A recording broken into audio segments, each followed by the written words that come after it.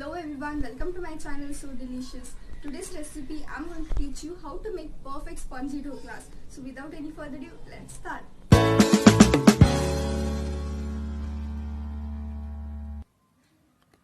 First, for the chutney, soak 50 gram of tamarind in water till we are getting ready for the batter. You can also soak this for 15 minutes. 15 minutes is more than enough. For the dhokla batter, add 2 cups of gram flour, 1/4 teaspoon salt and 2 teaspoons sugar.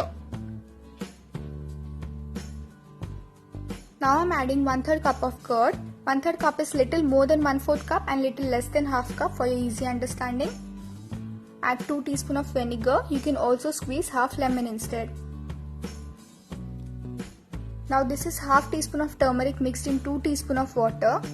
Again I'm adding 2 pinch of turmeric. This will give you a very good yellow color. I'm adding 1 teaspoon of ginger garlic paste.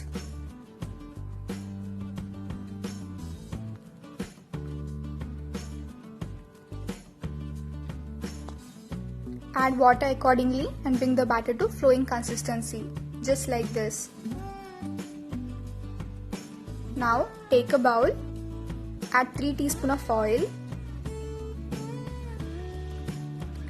add 2 packets of fruit salt or ENO. If you're taking 1 cup of gram flour, then add 1 packet of fruit salt or ENO. If 2 cups of gram flour, then 2 packets of fruit salt or ENO. Give this a mix.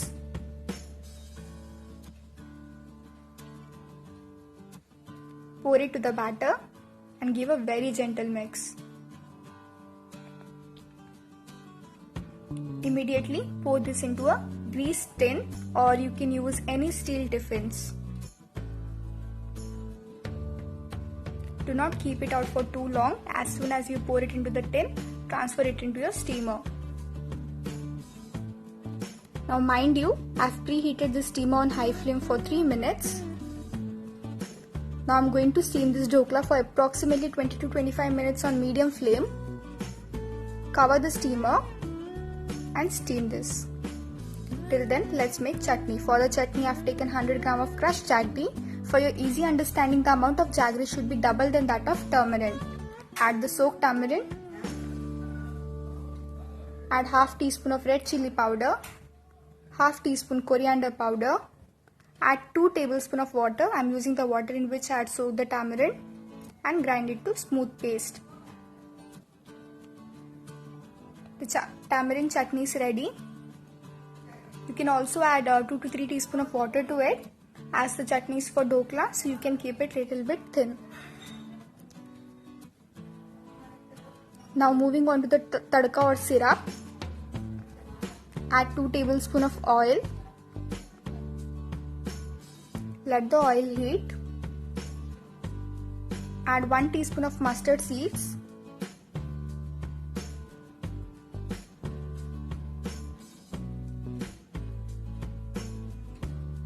Half teaspoon asafoetida or hing.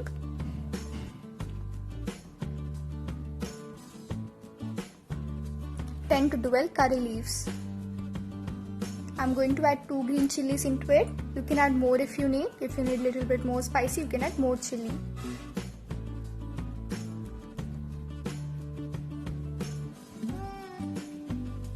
Keep this on high flame. The entire process is going to be on high flame. Now I'm going to add 1 cup of water.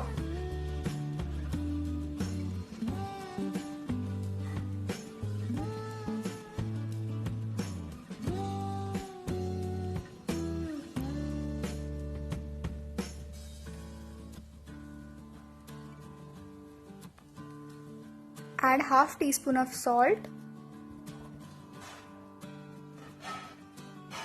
and 3 teaspoons of sugar.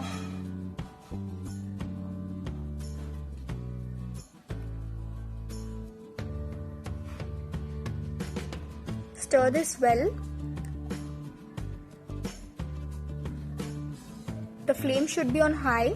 Let this boil until the water is reduced to half. So the water is reduced to half. I'm going to add freshly cut coriander leaves. This is around 2 tablespoons.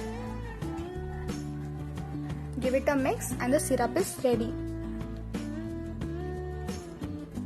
Now I have taken out the dhokla. I'll check it by pricking a knife inside it and it came out clean. It means the dhokla is cooked.